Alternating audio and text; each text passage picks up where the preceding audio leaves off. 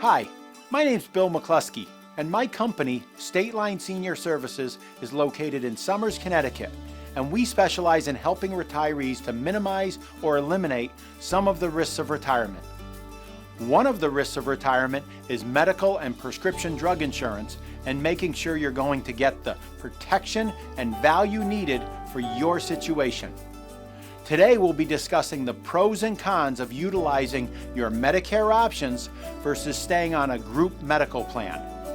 With more individuals working past the age of 65, there's more confusion than ever about the decision to stay on a company-sponsored insurance plan or utilize your Medicare benefits.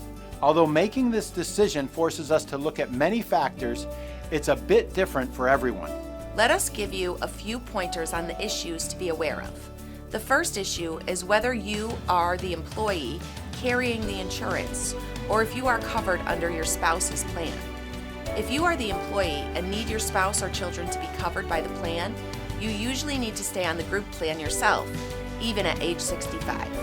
If you're covered under your spouse's plan or have no dependents on your plan, then you may benefit from dropping your coverage and utilizing your Medicare benefits. Ultimately, you are comparing the benefits and costs of your group plan with the benefits and cost of the Medicare options available.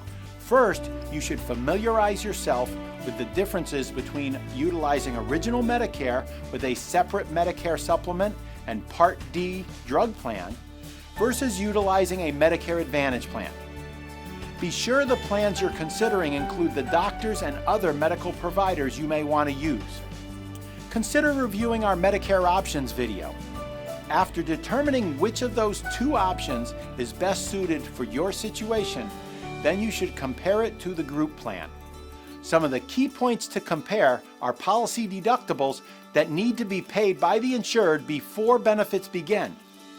Then you should compare copays, coinsurance, and out-of-pocket maximums. Make sure to look at policy maximums for specific benefits such as prescription drug maximums and overall policy maximum benefits to protect you against catastrophic medical costs. Finally, compare the premium cost for your group policy versus the cost of your Medicare benefits. With today's high cost of health insurance, many employees find substantial savings when they utilize their Medicare benefits, even though their employer is paying a portion of their group health insurance premiums. As a word of caution, if the benefit of utilizing Medicare is not what you consider to be substantial, you should probably stay with your group plan. You can always activate your Medicare later, but changing back to a group policy is not always an option. If you choose to stay on your group policy, be sure to follow Medicare's rules regarding not enrolling in Part B. Consider viewing our video on Medicare eligibility and enrollment.